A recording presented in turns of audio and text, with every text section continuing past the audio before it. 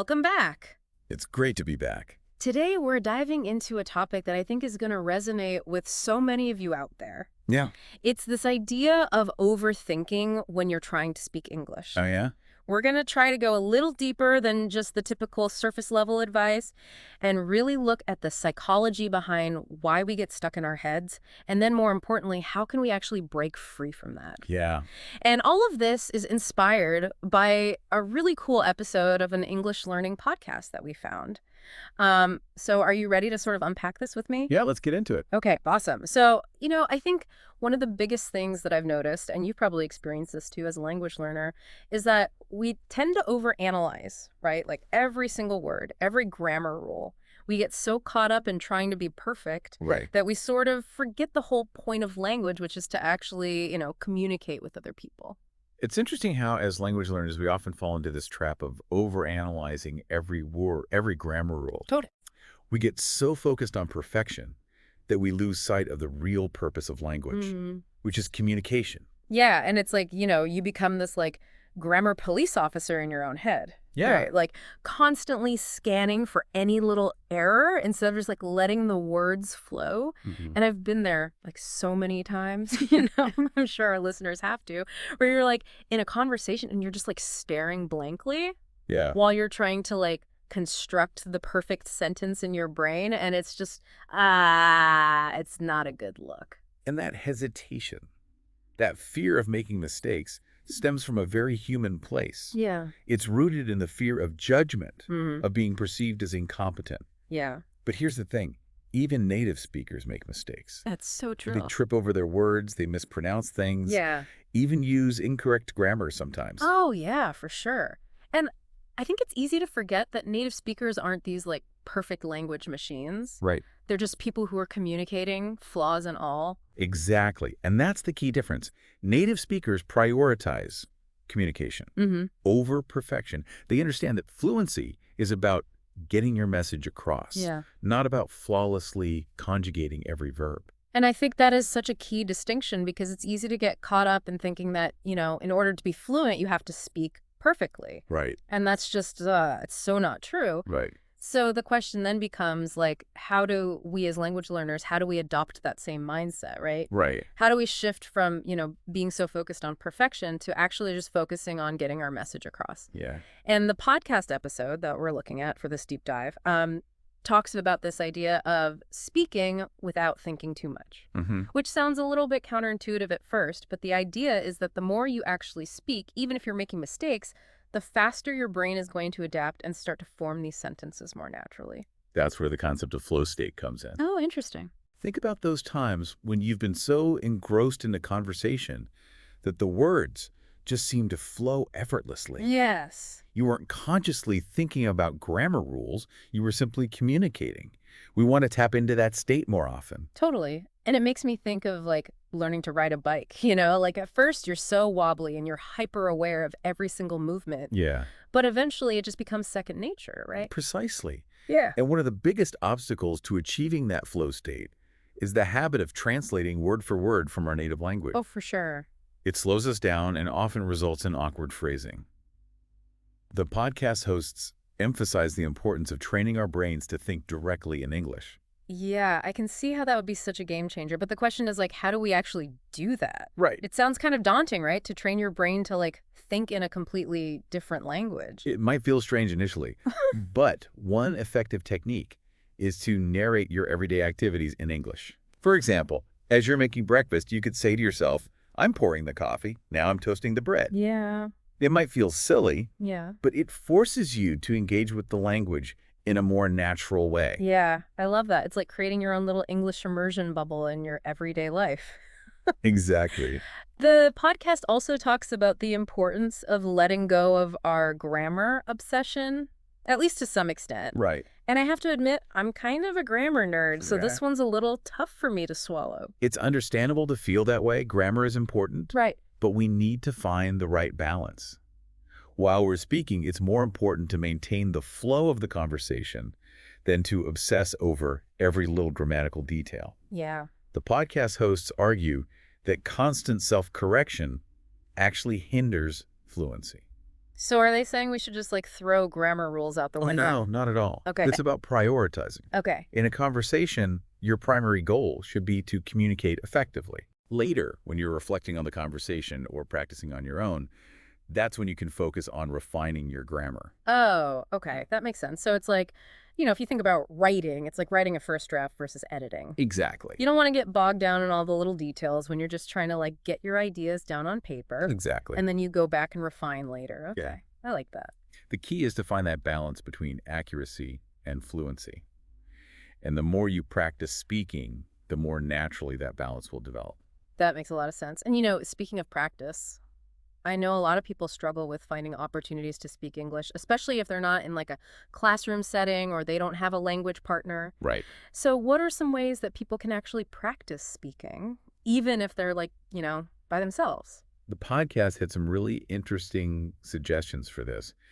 They actually recommend talking to yourself. Really? And no, they're not suggesting we all need therapy. Okay, good. It's about getting comfortable with the sound of our own voice speaking English. Okay. I can see how that would be helpful because I've actually tried that before. Yeah. And it does feel a little strange at first. It does. But I can see how it would allow you to like kind of make mistakes without judgment. Exactly. You can stand in front of the mirror and have a conversation with yourself. Okay. Or simply describe your surroundings out loud. It helps your brain get used to forming English sentences without the pressure of an audience. That's a great tip. I'm definitely going to try that more often. The podcast also mentions this technique called shadowing, which I've heard about, but I've never actually tried myself. Can you explain how shadowing works? Yeah, shadowing is essentially mimicking a native speaker. Okay. You listen to a recording, like a podcast or an audiobook, and repeat what you hear, trying to match their pronunciation, intonation, and rhythm as closely as possible. It's like an auditory workout for your language skills. I love that. And it seems like it would be especially helpful for pronunciation and like getting that natural intonation. It is. Because I feel like, my pronunciation can be a little robotic sometimes. I'm definitely going to try that. It's a fantastic tool for that. Another tip from the podcast that I think is particularly helpful, especially for those who tend to overthink, is to focus on using simple sentences. Okay. We often feel the pressure to use complex grammar and vocabulary, but in reality, short, clear sentences are much more effective for communication. Yeah, and it makes me think of that quote by Antoine de Saint-Exupéry. He said, "Perfection is achieved not when there is nothing more to add, but when there is nothing left to take away." Oh, I like that. So, sometimes the simplest expression is actually the most powerful. Absolutely. And when we simplify our language, we also reduce the cognitive load on ourselves, which can help us feel more relaxed and confident when speaking. Totally. So just to kind of recap what we've talked about so far, thinking directly in English, letting go of this idea that we have to have perfect grammar while we're speaking. Right. Practicing by talking to ourselves, maybe using that shadowing technique. Yeah. And focusing on using simple, clear sentences. These are all really practical tips. But I think one of the biggest things for me, and I'm sure for a lot of our listeners, is this idea of mistakes, right? Right. Like, how do we deal with making mistakes? Because that can be so discouraging. That's a great point, and it's something the podcast addresses in depth. They talk about the need to reframe our entire mindset around mistakes. Okay. Instead of seeing them as failures, we need to view them as valuable feedback. Oh, I love that reframing. Yeah. Because it kind of takes the pressure off, right? It does. And it allows you to see them as like part of the learning process. Exactly. And it's important to remember that even native speakers make mistakes. Yeah. It's simply part of being a human being using language. Okay, so we need to embrace mistakes. But how do we actually move past that initial feeling of like embarrassment or frustration when we make a mistake? It's helpful to think of mistakes as data points. Data points. They tell you where your system is breaking down so you can refine it. Instead of getting hung up on the mistake itself, try to analyze why it happened. Were you tired? Did you not know the vocabulary? Were you trying to translate from your native language? That's such a good point. I think I often get so caught up in the emotional reaction, to the mistake that I don't actually take the time to like analyze it and figure out why did that happen? Right. What can I learn from this? That's completely natural. But the more you can approach mistakes with a curious and analytical mindset, the less power they'll have over you. I love that. So it's about curiosity, Yes. not judgment. Exactly. So it sounds like shifting our perspective on mistakes is a huge part of this whole like breaking free from the overthinking trap. But there's another aspect that the podcast touched on that I found really interesting, and it's this idea of immersion. Mm-hmm. And it seems so simple, but I think a lot of learners, myself included, we kind of underestimate the power of immersion. Immersion is absolutely crucial. It's about surrounding yourself with the language as much as possible, creating an environment where you're constantly exposed to English in a natural way.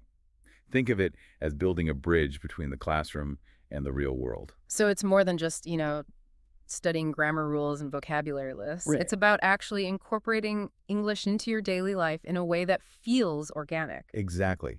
It's about making English a part of your lifestyle, not just a subject you study. It could be as simple as changing the language settings on your phone or watching your favorite movies with English subtitles. The key is to find activities you enjoy and make them bilingual. I love that. And, I've been meaning to start listening to more English podcasts, but I always get a little intimidated because I feel like I'm not going to understand everything. But I guess that's part of the process, right? Absolutely. Don't worry about understanding every single word. Focus on grasping the general meaning, and gradually you'll start picking up more and more vocabulary and phrases. It's like training your ear to tune into the nuances of the language. Oh, okay. That makes me feel a little less pressure.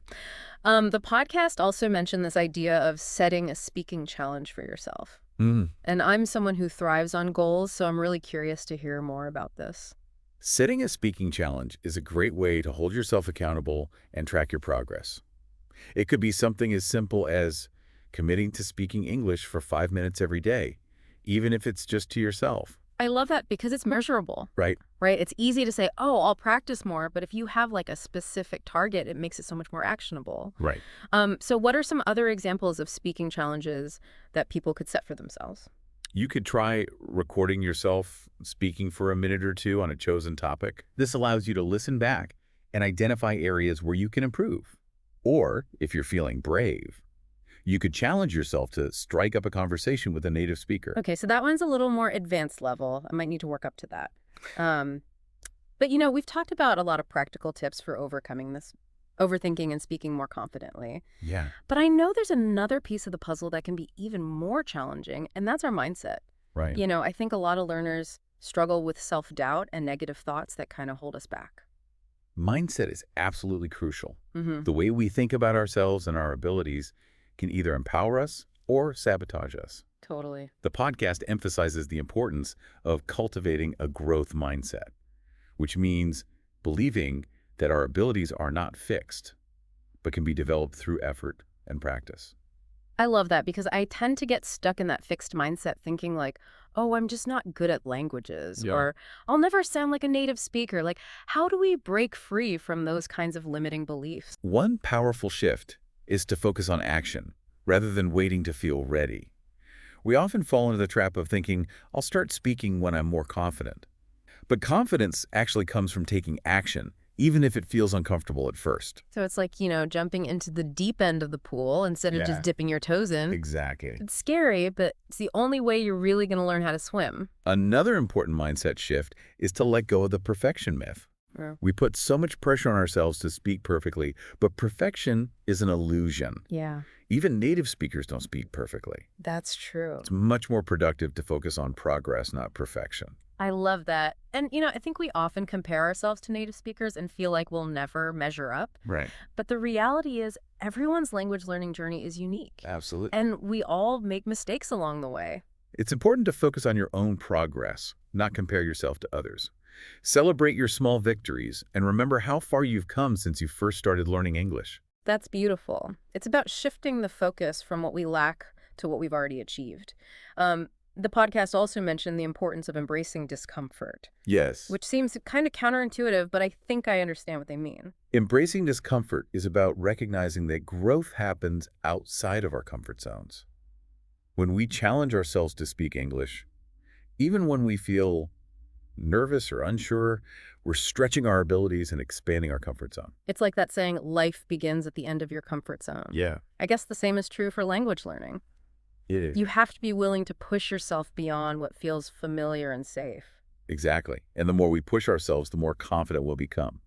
Another important mindset shift, and this ties back to our conversation about mistakes, is to reframe our relationship with feedback. Okay. Instead of seeing criticism as a personal attack, we can view it as valuable information that helps us improve. Oh, I love that. Yeah. It's about detaching our ego from the feedback. Right. And seeing it as an opportunity for growth. Precisely. And remember, feedback doesn't always have to come from others. We can also provide feedback to ourselves. Record yourself speaking, listen back, and identify areas where you can improve. It's a powerful way to take ownership of your learning process.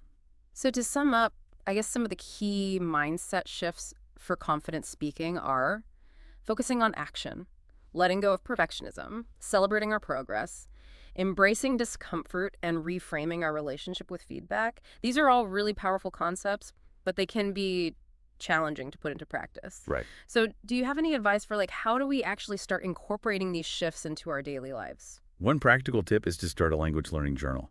Write down your goals, track your progress, and reflect on your challenges and successes. It's a great way to stay motivated and hold yourself accountable. You can also use your journal to write down positive affirmations about your language learning abilities. Oh, I love that. It's like creating this positive feedback loop for yourself. Yeah. Speaking of positive feedback loops, the podcast introduced a fun challenge that I think could be a really cool way to kind of put all of these principles into practice. Right. And it's called the Spontaneous Speaking Challenge. Yeah. Can you explain how that works? The Spontaneous Speaking Challenge is all about training your brain to think and speak in English without hesitation. You choose a topic, set a timer for 30 seconds, and just start talking. No planning, no overthinking, just pure, unfiltered expression. Oh, okay. I can already feel my heart rate going up a little bit. It's a little scary, though. But it's exciting. I imagine it forces you to let go of that inner critic. Right. And just focus on getting your message across. Exactly. It's a great way to break free from that overthinking habit and build fluency. The podcast hosts suggest choosing topics you're comfortable with. Okay. So you can focus on the process of speaking rather than struggling to come up with ideas. So it could be describing your favorite hobby or a recent trip you took. Anything that kind of sparks your interest and gets you talking. Exactly. And remember, the goal isn't to deliver a perfect speech. Yeah. It's simply to keep speaking for 30 seconds without stopping. Embrace the imperfections, celebrate the small victories, and most importantly, have fun with it. I love that. That sounds like so much fun and such a good way to get out of your head. It is. And just let the words come out. Yeah, it really is. It's a perfect example of how we can apply all those tips and mindset shifts we've talked about today. By simply speaking, even for 30 seconds, we're training our brains to think in English, letting go of perfectionism, embracing mistakes as opportunities for growth, and ultimately building confidence.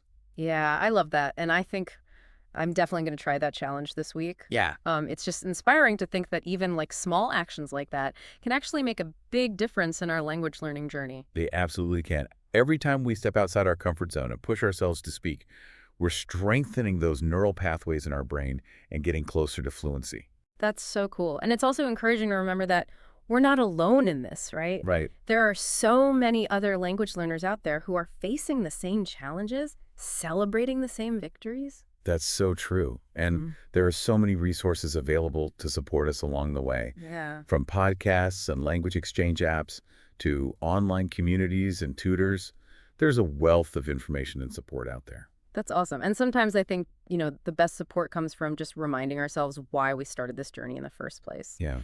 What is it about speaking English that excites you? What doors does it open? For me, it's about connection. Being able to communicate with people from different cultures and backgrounds, to understand their perspectives, to share stories and experiences. It's about expanding my world and embracing the beauty of human diversity. Oh, that's beautifully said. I totally agree. And for me, it's about, I think, personal growth as well. Learning a new language challenges me intellectually. It pushes me out of my comfort zone. And it just ultimately helps me to become, I think, a more confident and well-rounded individual. It's a journey of self-discovery as much as it is about language acquisition. And it's a journey that never truly ends. There's always more to learn, more to explore, more ways to grow. That's so true. So as we wrap up this deep dive into the world of confident English speaking, what's one final thought you'd like to leave our listeners with? Remember that you are capable of achieving fluency. You have everything you need within you to succeed. Yeah. Believe in yourself, Trust the process and never stop exploring the joy of speaking English. What a wonderful message to end on. Thank you so much for sharing your insights with us today. It's been a really inspiring conversation. It's been my pleasure. Keep practicing, keep learning, and keep those conversations flowing. And to all our listeners out there, remember, stop thinking, start talking. You've got this.